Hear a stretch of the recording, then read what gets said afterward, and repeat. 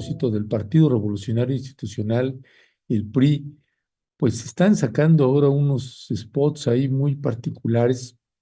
Imagínese usted, Rubén Moreira hablando, pues, y otros personajes hablando, pues, de que estos programas sociales que implementó y que finalmente logró operar, es decir, haciendo que los recursos llegaran directamente a las familias, pues fue en la administración del presidente López Obrador y ahora se amplió. Estos programas se ampliaron, es decir, no solo continuaron, sino se ampliaron con la presidenta Claudia Sheinbaum. Pues bueno, este tipo de programas, pues resulta que, ¿qué creen? Pues que no son de Morena, ni son de López Obrador, ni de Claudia Sheinbaum. En realidad, a quien tenemos que agradecérselo es el Partido Revolucionario Institucional, aunque usted no lo crea. Vamos a escucharlo. Lo hicimos posible. Los programas sociales ya están en la Constitución, nadie te los puede quitar y están garantizados. Los programas sociales no son nuevos. Desde hace mucho tiempo, el PRI los instituyó y los promueve. Progresa, Prospera, Diconsa, Liconsa, Conasupo, son logros y son programas sociales del PRI. Efectivamente, los programas sociales empezaron hace muchos años. Por ejemplo, en Coahuila, durante mi gobierno, teníamos 330,000 beneficiarios del programa alimentario, el programa de útiles escolares para todas las niñas y los niños, el de uniformes escolares para quienes viven en el campo y también el de comedores comunitarios para las personas de la tercera edad. Pero ahora vamos por más. Hay que bajar la edad para recibir el programa de pensión de adultos mayores desde los 60 años. Y que no haya comisiones bancarias para los mayores de 65 años. Hombre, pues de haber sabido, pues hubiéramos votado por el PRI, ¿verdad? Porque pues gracias al PRI, pues tenemos todos estos programas sociales. Hay que tener de veras el estómago de tlacuache para pararte frente a una cámara y decir esas barbaridades así frente a nuestros ojos y que estén circulando estos videos. Es gente que debería estar en la cárcel, no haciendo estas promociones y mucho menos teniendo los cargos que tienen. Son senadores, senadoras, diputadas, diputados. Y ni qué decir del presidente de ese partido, Alejandro Moreno, Alito Moreno. Bueno, le comentaba también en un inicio, hay una intensa campaña en las redes sociales y la hemos estado revisando y de veras el número es importante. Hoy la presidenta Claudia Sheinbaum lo mencionó también a propósito de los medios de comunicación corporativos, que están en un golpeteo constante contra el gobierno de la Cuarta Transformación. Tanto el gobierno saliente del presidente López Obrador como de la actual presidenta Claudia Sheinbaum. Y como le dije al inicio del programa, usted sabe que nosotros somos críticos de este gobierno y de cualquier gobierno de México o del mundo cuando vemos que no están haciendo el trabajo que tienen que hacer o están haciendo cosas indebidas. Bueno, pues así como señalamos eso, también señalamos esta campaña pues infame y cínica por parte de estos medios corporativos y de estos partidos que dilapidaron nuestro país, el Partido Acción Nacional y el Partido Revolucionario Institucional. Y entonces, una cosa son las críticas y otra, quién hace las críticas y desde dónde hace las críticas. Tenemos este breve video de Anti-4T, es un video pues totalmente Anti-4T, que pues ahí usted va a escuchar de chile, mole y picadillo. Vamos a verlo y regresamos con ustedes. Hoy 9 de diciembre es el Día Internacional contra la Corrupción. Desgraciadamente en México no hay mucho que celebrar. A pesar de que el presidente anterior llegó al poder con esa bandera, los niveles de corrupción, impunidad y fragilidad del Estado de Derecho siguen en iguales o peores niveles. El Sheinbradorato y la normalización del absurdo. 5 ejemplos trágicos. El ejército vendiendo paquetes vacacionales. El clan de la corrupción como alternativa política. Incautación récord de fentanilo en el país que no producía ni traficaba fentanilo. Los prianistas morenistas que luchan contra el prianismo. La bananización de la política internacional. Érase una vez un dictador que tenía al pueblo en la miseria y el dolor. Y un caudillo con un sueño desembarcó y con 82 hizo una revolución y el pueblo lo aplaudió. En primer lugar, deja de mentir, Claudia. Te lo he dicho desde que eras jefa de gobierno, pero eres muy necia. Eres una vil mentirosa. El Tren Maya combate a jaguares y venados como fauna nociva. La administración del Tren Maya paga por ahuyentarlos o sacrificarlos. Pues es lo que iba a pasar. Señora presidenta, lo que tenemos aquí es un problema de jaguares y de venados. Y la señora presidenta, yo soy científica, entonces entiendo lo que están diciendo.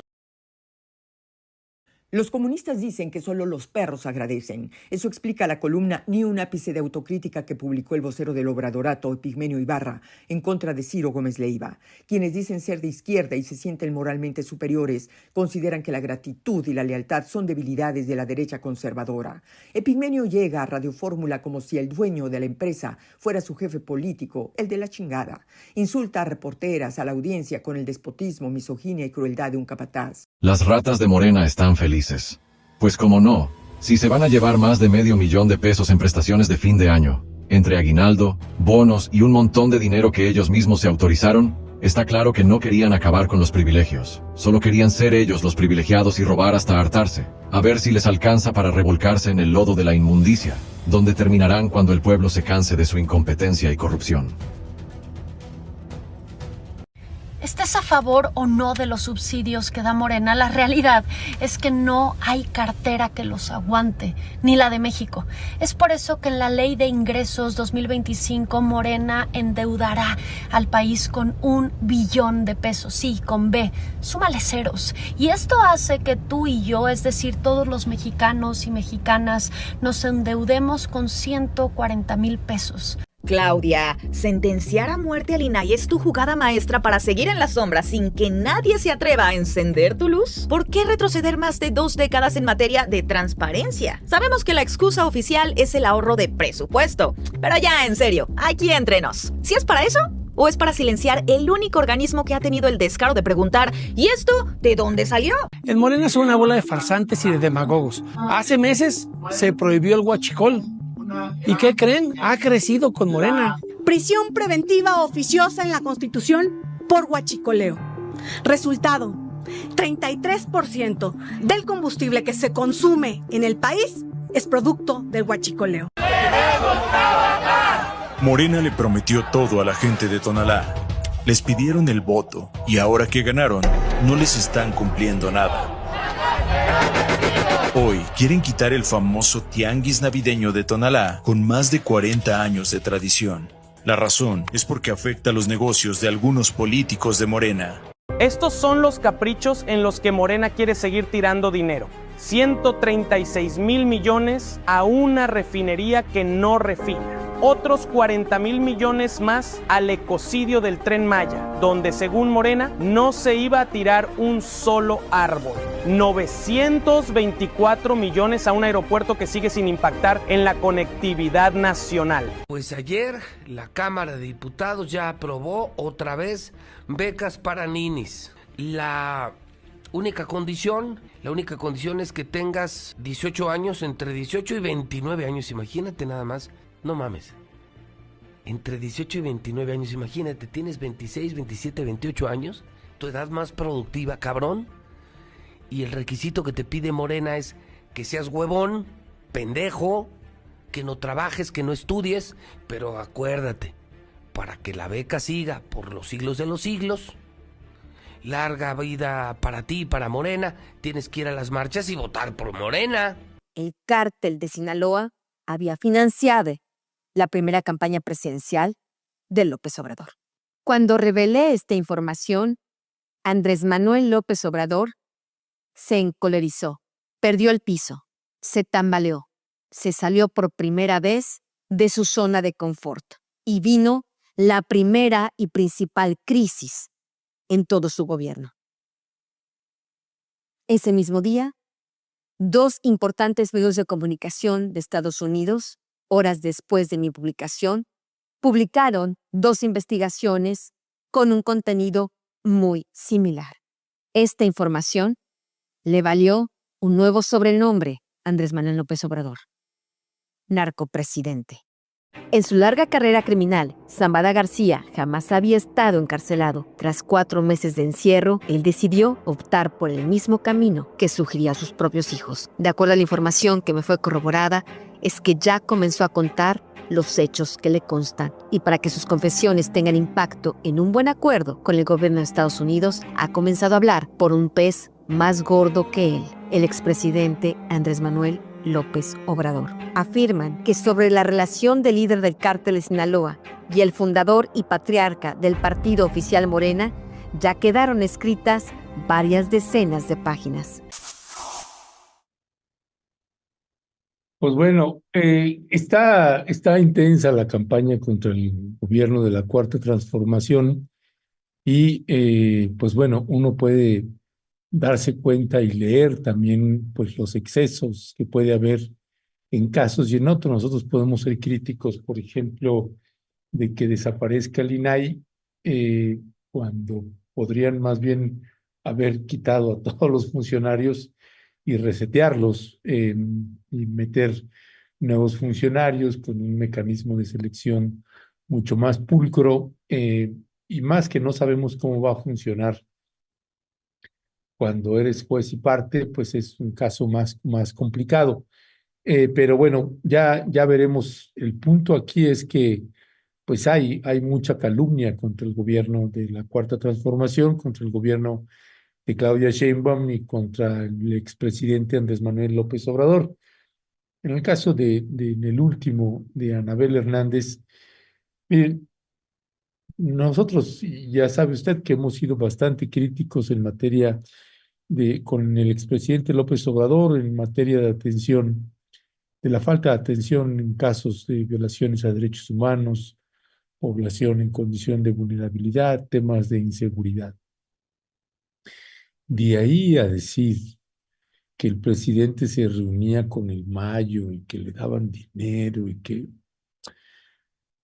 Sí, uno puede darse cuenta, pues, ¿no? Cuando pues alguien ya pierde un poco el sentido de la proporción y de la ubicación de los personajes políticos que tenemos.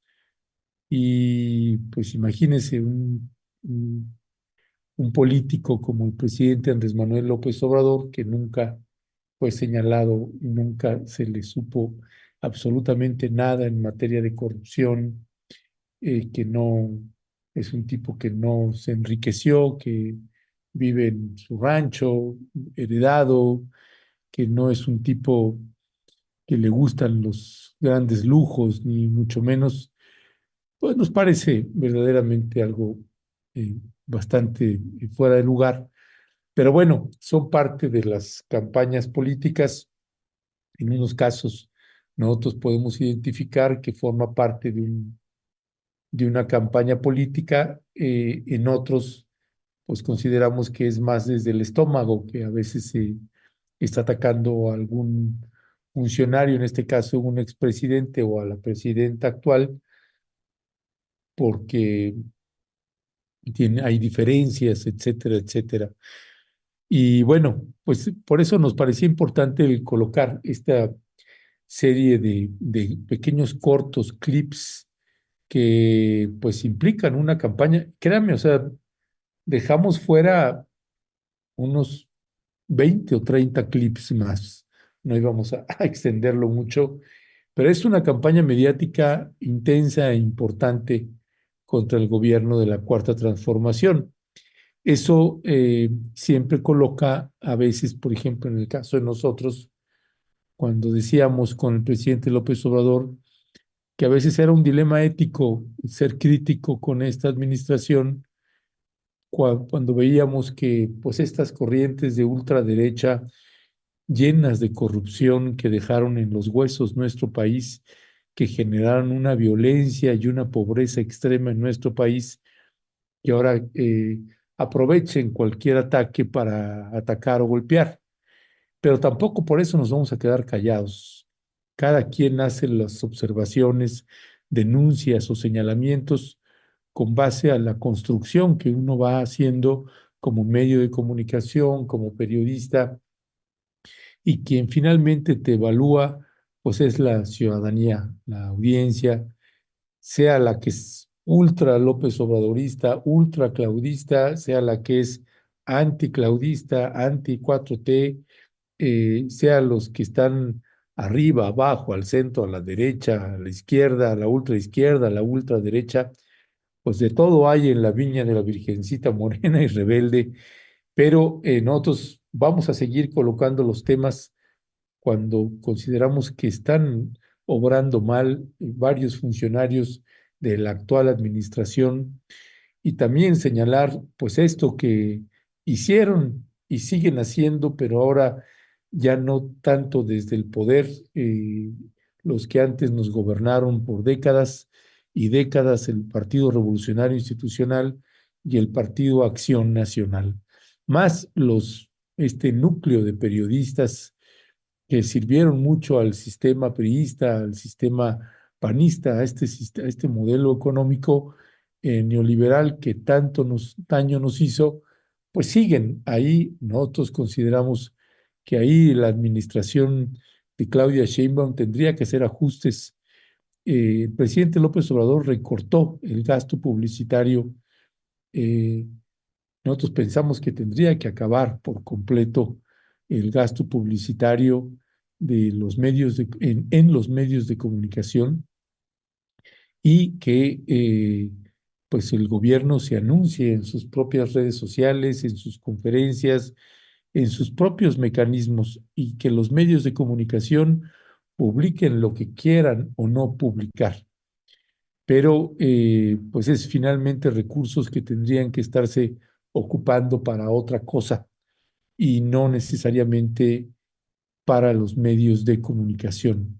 Ese es nuestro punto de vista editorial y por eso nunca hemos aceptado publicidad que nos han querido colocar gobiernos como el de Coahuila, como el de Veracruz, como otras entidades federativas de Michoacán que también nos quisieron colocar, de Yucatán que también nos quisieron colocar.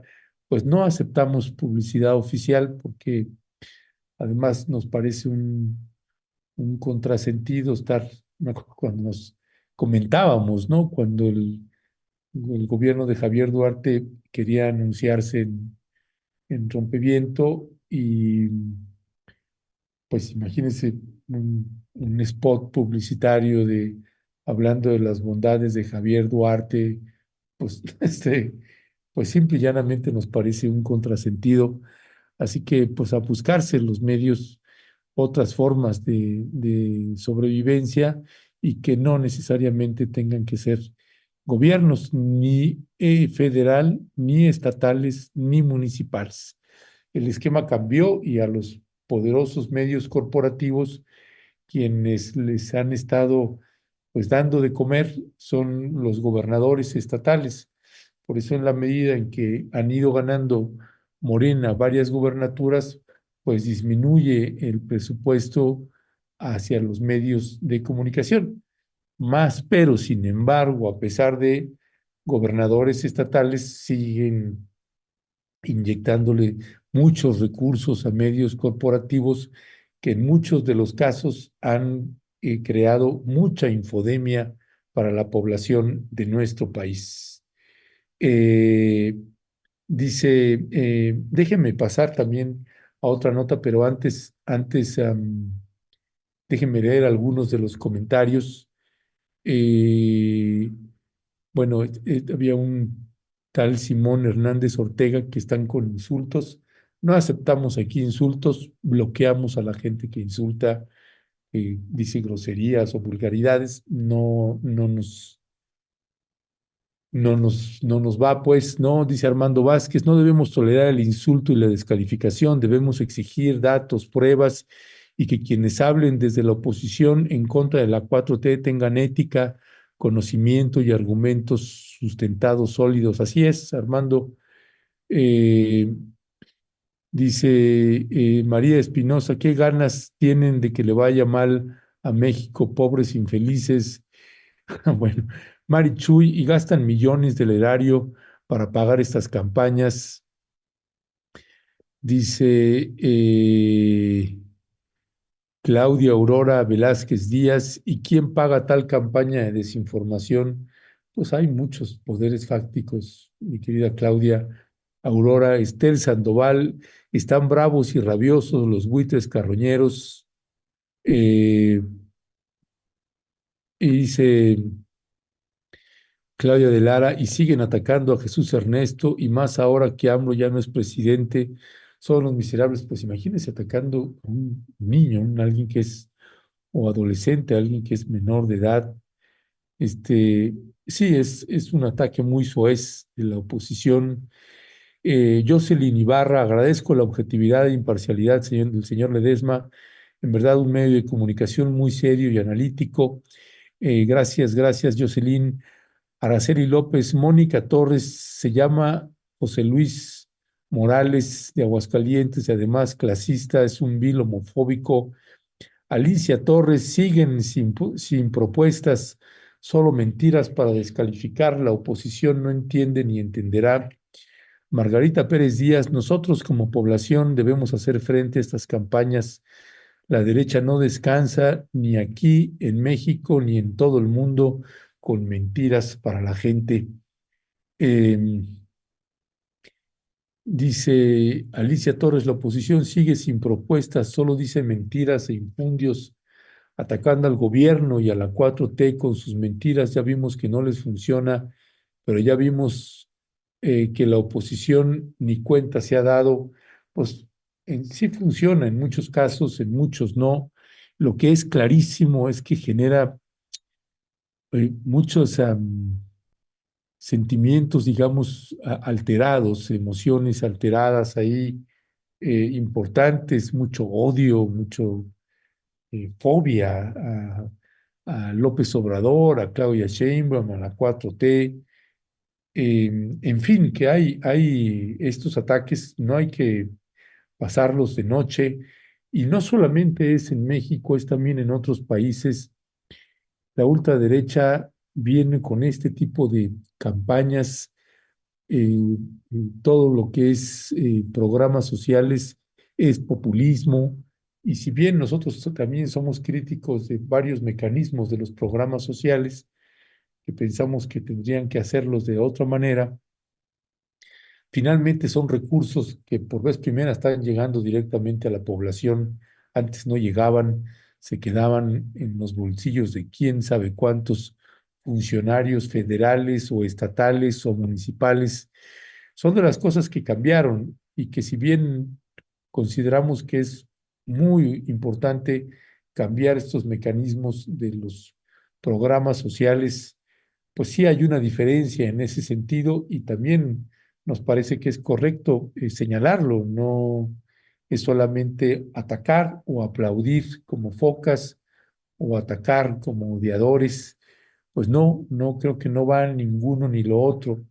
Pero estas corrientes de derecha hay en todos lados, y es otra vez la izquierda, el populismo, los marxistas, los socialistas, como este video que nos parece también muy particular, que se ha ido viralizando ya no solo en Bolivia, de donde es originario el video, sino en otros países. Se van viralizando este tipo de discursos de la derecha que no hay que perder de vista. Así llegó Milei, o así llegó Donald Trump a la presidencia, y en nuestro caso, en algún momento, nos guste o no, pues regresará la derecha, y este tipo de discursos hay que ponerles mucha atención. En este caso de esta señora que habla de los marxistas, que por qué odian a Dios, el odio, por qué promueven el odio a Dios los marxistas. Vaya discurso. Vamos a escucharla y regresamos con ustedes. ¿Por qué los socialistas odian a Dios, la familia y la libertad? Aquí te lo explico. Cuando la hija de Karl Marx le pregunta a Engels a quién odiaba más, Engels respondió a Charles Spurgeon. ¿Por qué los comunistas odiaban tanto a un simple predicador del Evangelio? Porque predicaba que no se puede regenerar una nación si primero no hay una regeneración personal, que el problema de la sociedad no está en la lucha de clases, sino en el corazón humano, que el centro de todo no es el hombre, sino Cristo, que nuestras libertades no la define el Estado, sino el Señor soberano. Los socialistas, basados en el sistema ateo de Marx, intentaron suplantar la fe porque la odiaban. Por ende, definieron estos objetivos. Número 1, convertir el Estado en un Dios que controle todo. Número 2, desintegrar la familia tradicional. Número 3, destruir la propiedad privada. Número 4, debilitar y eliminar la fe cristiana. Número 5, uso justificado de la fuerza para lograrlo. El socialismo se opone al cristianismo, ya que por un lado niega el mandamiento contra el robo de la propiedad privada, porque el comunismo lo confisca todo en nombre del bien común. Y por otro lado, prometen igualdad y perfecta libertad, cuando de hecho lo único que han producido han sido sociedades totalitarias sin libertades para vivir, invertir, producir y crecer. Como vemos, el problema principal y de fondo es moral. Necesitamos cambiar el sistema, pero antes necesitamos cambiar el corazón. Bolivia necesita líderes temerosos de Dios y comprometidos con esta nación, porque cuando no hay liderazgo y visión, el pueblo sufre y se pierde.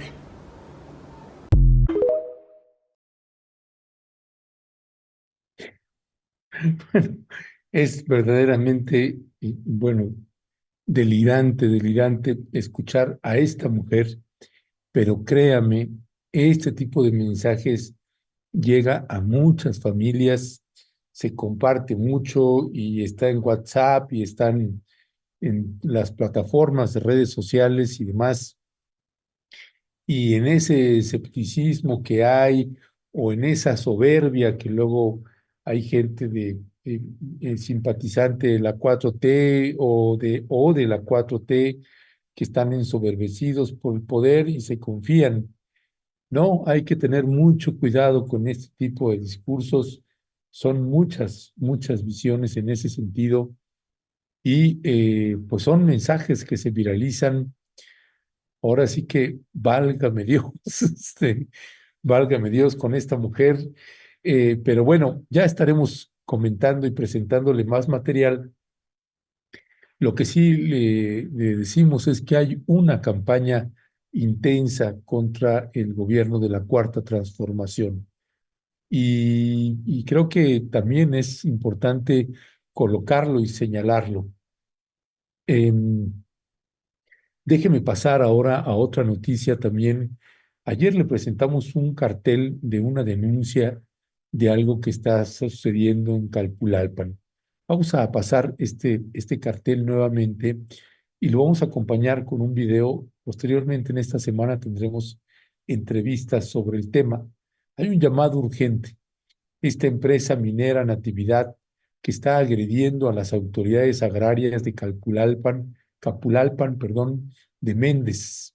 Dice el cartel, el 6 de diciembre, es decir, hace 4 días, integrantes del Comisariado de Bienes Comunales de Calpulalpan, de Méndez, sufrieron agresiones físicas por parte de trabajadores de la compañía minera Natividad y policías municipales de la comunidad de Natividad.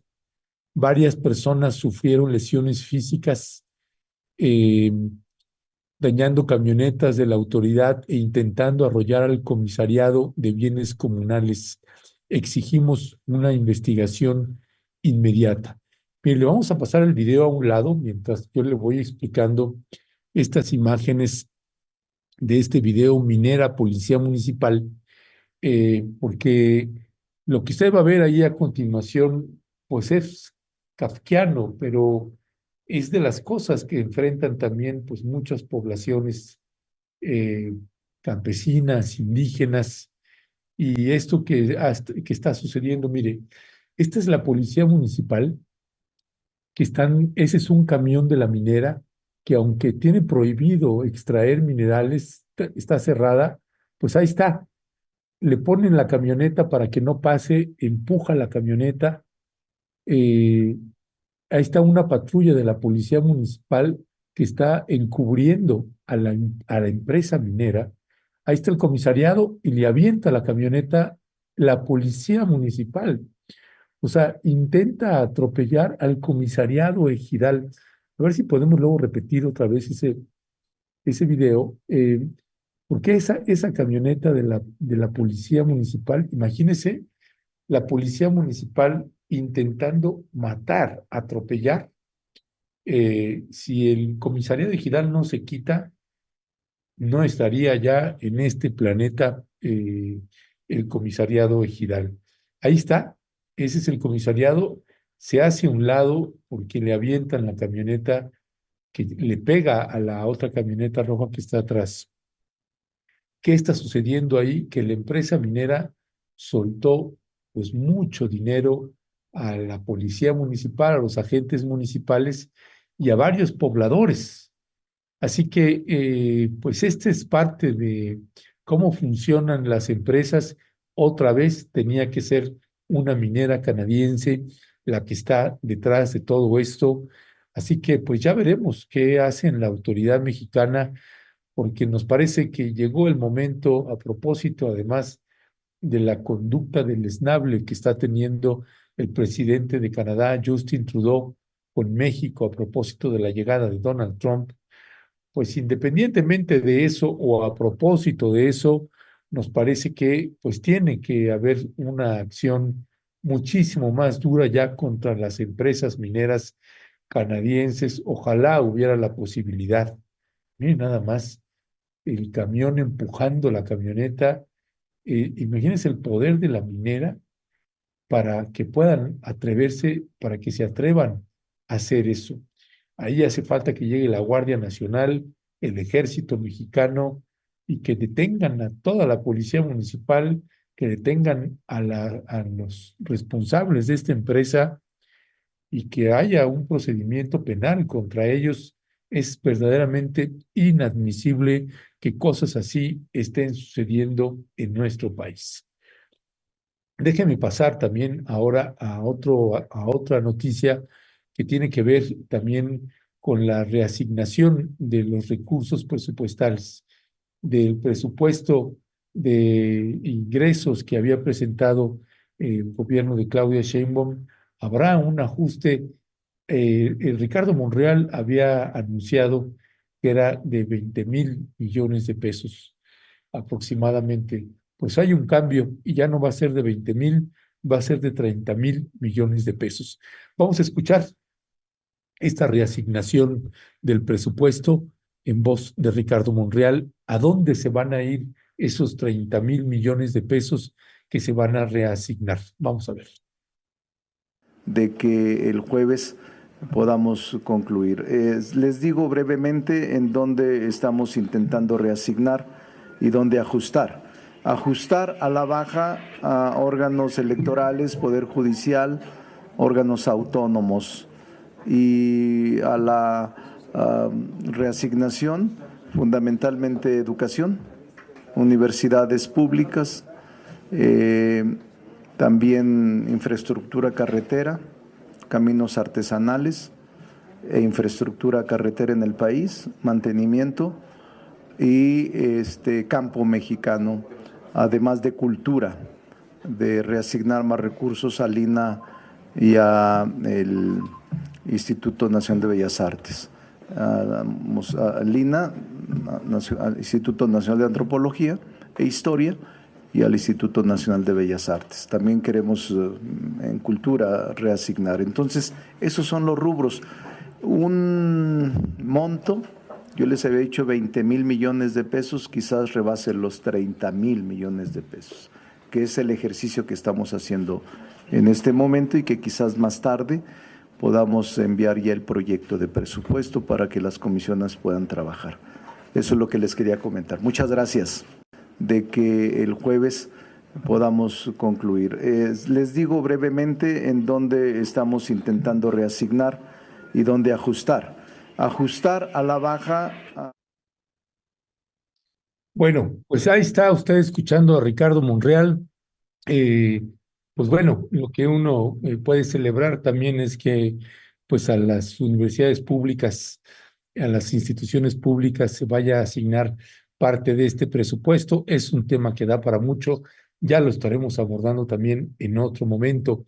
Déjeme también en el marco pues ya de el proceso que se está viviendo en el Poder Judicial de la Federación, pues el ministro Jorge Mario,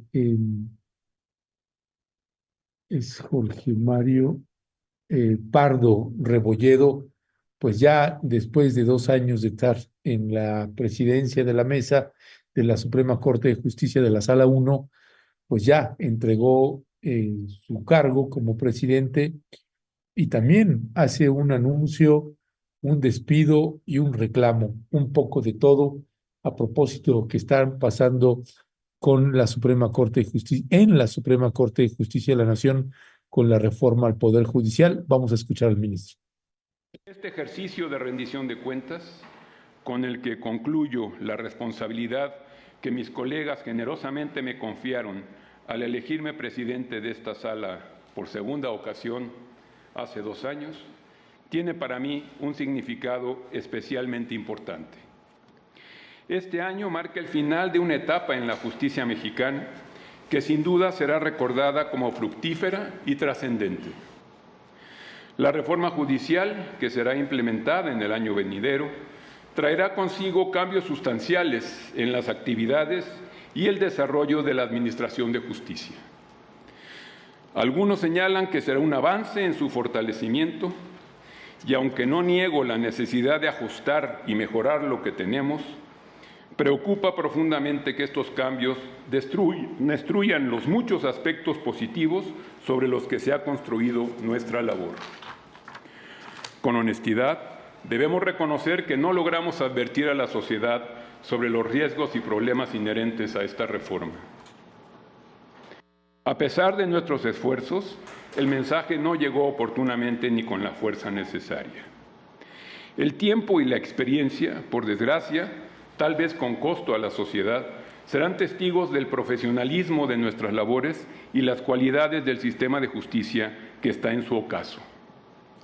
Si dentro de estos turbulentos momentos podemos rescatar algo, son los actos de valentía por parte de aquellos que a lo largo de su vida han defendido y trabajado incansablemente para lograr la excelencia en la impartición de justicia. Hemos presenciado la fortaleza y la solidaridad del Poder Judicial en distintos ámbitos. Un paro laboral sin precedentes, manifestaciones de apoyo hacia jueces, magistrados y personal administrativo, así como la movilización de jóvenes y organizaciones de la sociedad civil que alzan su voz frente a decisiones que afectan a la vida pública. En estos últimos meses, lo que ha quedado claro es que a pesar de las circunstancias, quienes integran la Judicatura Federal han mandado un mensaje de esperanza y perseverancia. Esperemos que resuene cada vez más en la sociedad mexicana. Bueno, pues son los ángulos también de ministros, magistrados y demás. Pues bueno, cada quien tendrá ya también su punto de vista. Es una reforma que ya está hecha. Nosotros acabamos de tener una tertulia muy especial con Hamlet García Almaguer, que es consejero de Morena Nacional, integrante del Consejo Nacional de Morena y el coordinador de asesores de Morena en la Cámara de Senadores, conjuntamente con Santiago Aguirre, director del Centro de Derechos Humanos Miguel Agustín Pro Juárez.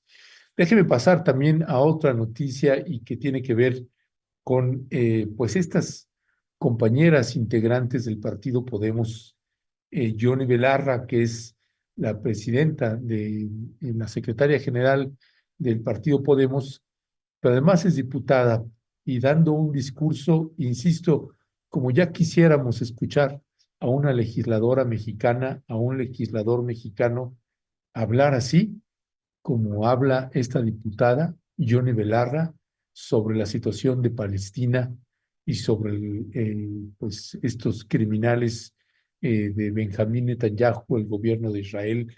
Vamos a escucharla y regresamos con ustedes. Impresionante, absolutamente desplegado en todo el mundo que tiene el Estado de Israel, que a mí me parece el quid de la cuestión, y que despliega en 3 estrategias que son el motivo por el cual se ha producido una deshumanización total del pueblo de Palestina, una identificación con el terrorismo que permite que se le haga a esta población lo que en condiciones normales no se permitiría en ningún lugar del mundo. El primer elemento para mí es el silencio. El Estado de Israel, en condiciones, vamos a decir, normales, lo que ha conseguido es que de este conflicto no se hable. Lo que nos encontramos es, por un lado, una deshumanización total. Las víctimas palestinas mueren, no tienen nombre, no tienen familia, no tienen historia y, sin embargo, los rehenes israelíes, las personas asesinadas, como debe ser, por cierto, tienen nombres, tienen historias, tienen familias y se conocen, pero se tienen que conocer los nombres y las caras y los rostros de todas las víctimas. Esa deshumanización es lo que permite que se lleve adelante una política de exterminio como la que estamos viendo. Y cuando alguien alza la voz, entonces se produce la criminalización, que es el tercer elemento, que a mí me parece súper Precisa, clara, directa, y así tendríamos que escuchar a las diputadas, los diputados, las y los senadores de cualquier partido político, particularmente del que se habla del humanismo mexicano, de Morena, y no escuchamos a ninguna diputada, a ninguna senadora o senador hacer una crítica fuerte y clara contra el genocidio, contra el pueblo palestino y contra el perpetrador, el criminal, el genocida Benjamín Netanyahu y el gobierno de Israel. No tendría ningún legislador ni legisladora mexicana tener que quedarse callados frente a un genocidio. Es verdaderamente una barbaridad y una vergüenza que ningún diputado, diputada, legislador, senador, senadora de Morena, del Partido Humanista, diga algo contra el genocidio. Se manifieste contra el gobierno de Israel, solicite que se suspendan todo tipo de relación diplomática y comercial, con el costo que sea. Estamos hablando de un genocidio y eso es inaceptable que no lo haga ninguna legisladora y legislador del partido que se dice del humanismo mexicano. Hay otra legisladora y que es actualmente eurodiputada, Irene Montero, que también da un discurso, nos parece importante para colocar la lucha feminista, las denuncias y la batalla que están dando las mujeres en todo el mundo y estos tiempos, este tiempo que es distinto ya en materia de las denuncias que se están haciendo. Irene Montero, pues también quisiéramos ver a una legisladora mexicana hablar sobre el feminismo como lo hace esta mujer, Irene Montero. Vamos a escuchar. No se nos olvide una cosa. Cuando un hombre con poder dimite de una responsabilidad o le suspenden una gira de conciertos por casos de violencia sexual, no es por culpa de que una víctima rompa el silencio, es porque es un agresor. Y si no ha pasado antes, es porque tenemos una sociedad machista que protege a los agresores o que separa al autor de la obra y que dice, bueno, será un agresor, pero es que canta muy bien o es que hace unos discursos estupendos. Lo que pasa normalmente no es que haya muchos hombres que sufren porque hay víctimas que rompen el silencio de forma anónima. Es lo contrario, es que hay víctimas en silencio y hombres con poder que disfrutan de su impunidad precisamente porque el poder es una protección para que tú puedas ser un agresor sin sufrir las consecuencias, sin que tenga ninguna consecuencia. Entonces, cuando vemos que realmente ocurre, que hay una dimisión o una cancelación de una gira, es porque eso es verdad. Y ha llegado a ser tan verdad, que ya nadie se quiere hacer cargo de sostener la impunidad de esos agresores. No se nos olvide. Bueno, pues ahí están los comentarios de estas dos legisladoras integrantes de Podemos, una europarlamentaria y la otra diputada de Podemos ahí en España, en el Estado español.